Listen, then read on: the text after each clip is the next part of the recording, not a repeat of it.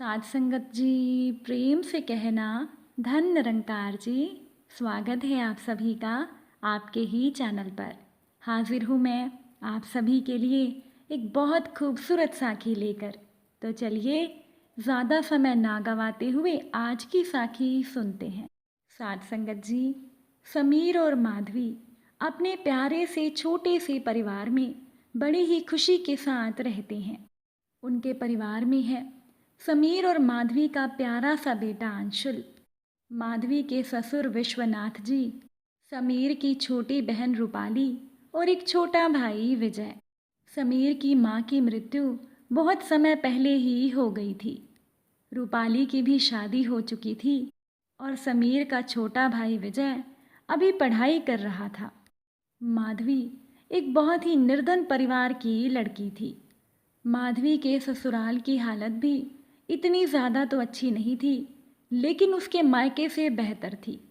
माधवी के ससुर विश्वनाथ जी सरकारी नौकरी से रिटायर हो चुके थे और उन्हें पेंशन मिलती थी। नौकरी के बाद विश्वनाथ जी को जो भी रुपया पैसा मिला, उन्होंने बहुत से काम किए। बेटे के लिए नया मकान बनवाया, बेटी की शादी की और विजय का दाखिला एक अच्छे से कॉलेज में करवा दिया।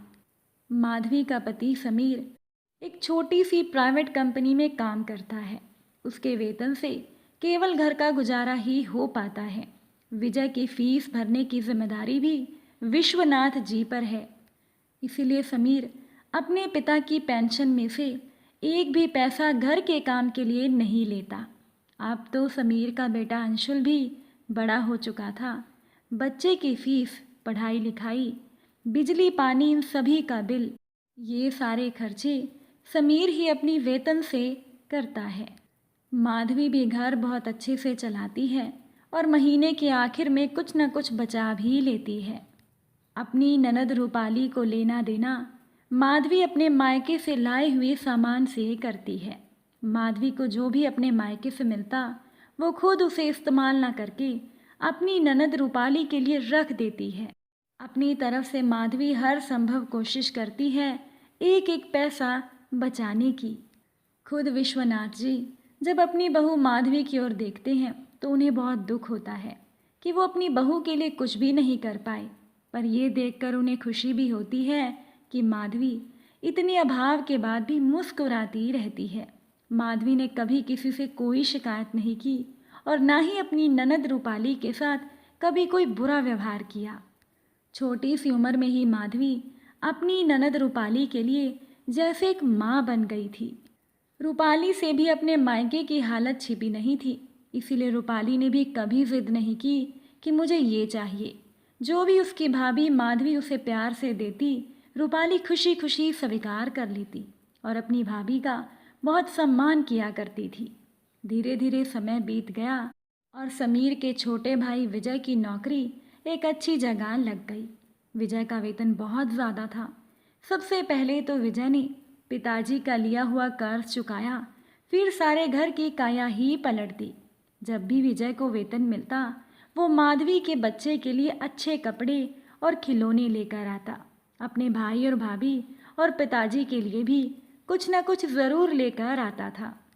हर वेतन से विजय अपनी भाभी माधवी के लिए एक नई साड़ी ज़रूर लेकर आता था, लेकिन माधवी कभी भी विजय की दी हुई साड़ी नहीं पहना करती थी, बल्कि उसे संभाल कर रख दिया करती थी। एक बार रूपाली जब मायके में आई तो मौका देखकर रूपाली ने अपने छोटे भाई विजय से कहा कि भैया, कहना तो नहीं चाहिए पर तुम्हें खुद ही सोचना चाहिए कि हमारे भाई और भाभी ने हमारे लिए कितना किया है। क्या अब आपकी कोई जिम्मेदारी नहीं बनती? बहन की बात सुनकर विजय तो हैरान हो गया। कहने लगा कि दीदी, आप कहना क्या चाहती हैं?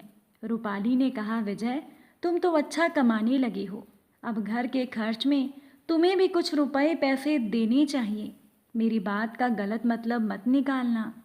मैं तो केवल इतना ही कहना चाहती हूँ, घर में दो दो वेतन आते हैं, फिर भी हमारी माधवी भाभी ऐसे पुराने कपड़े पहनती हैं। क्या तुम अपने वेतन से भाभी को अच्छे कपड़े भी उपहार में नहीं दे सकते? ये सुनकर विजय ने कहा, दीदी, आपकी बात तो बिल्कुल सही है, पर आप नहीं जानती, मैं तो अपने हर बार वेतन में से भाभी को एक नई साड़ी खरीद कर देता हूँ, पर वो मेरी दी हुई साड़ी पहनती ही नहीं। पता नहीं उन्हें पसंद नहीं आती या फिर कोई और कारण है। और मैंने उन्हें घर खर्च में भी रुपए देने की बात की तो उन्होंने मुझसे रुपए लेने से मना कर दिया। मेरे भाई का बेटा अंशुल तो मेरे लाए हुए कपड़े अच्छे से खुश होकर पहनता है, पर भाभी कभी भी मेरी लाई हुई साड़ी नहीं पहनती। अभी कुछ ही समय पहले मैंने भाभी को एक हरे रंग की साड़ी उपहार में दी थी। वो साड़ी भी उन्होंने नहीं पहनी।